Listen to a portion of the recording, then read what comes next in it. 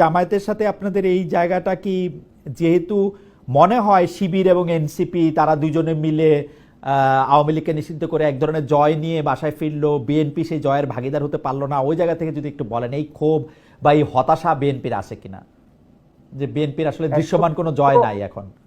একদম কোনো হতাশা নেই। বরং এই যখন আন্দোলন এবার শুরু হয়েছে, এই যে আওয়ামী লীগের নিষিদ্ধের আন্দোলন, তখন আমার স্পষ্ট মনে হয়ে আছে জনাব হাসনাত, জনাব সার্জিস আমার আমার সাথে ব্যক্তিগতভাবে কথা হয়েছে। ওনারা আমাদেরকে আমন্ত্রণ জানিয়েছিলেন একাধিকবার।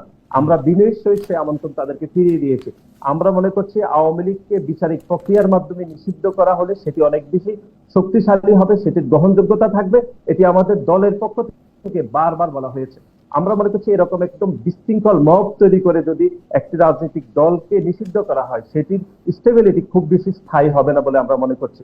এটি ওকে। আমরা বাংলাদেশ জাতীয়তাবাদী ছাত্র দলে সেভাবে মনে করছে, এবং আমাদের দলের পক্ষ থেকে যে প্রস্তাবনাগুলো লিখিতভাবে সরকারকে দেওয়া হয়েছে সেখানে বলা আমার হয়েছে বিচারিক প্রক্রিয়ার মাধ্যমে যদি আওয়ামী লীগের বিচার করা যায় তাহলে দল হিসাবে আওয়ামী লীগকে বাংলাদেশের রাজনীতি থেকে নিষিদ্ধ করা হবে। কিন্তু একটি নির্বাহী আদেশের মাধ্যমে যদি নিষিদ্ধ করা হয় তাহলে সেটি খুব বেশি গ্রহণযোগ্যতা পাবে না। কারণ আমরা অতীতেও দেখেছি শিবিরকে নিষিদ্ধ করা হয়েছে, জামাত ইসলামকে নিষিদ্ধ করা হয়েছে, এগুলো খুব বেশি গ্রহণযোগ্যতা হয়নি।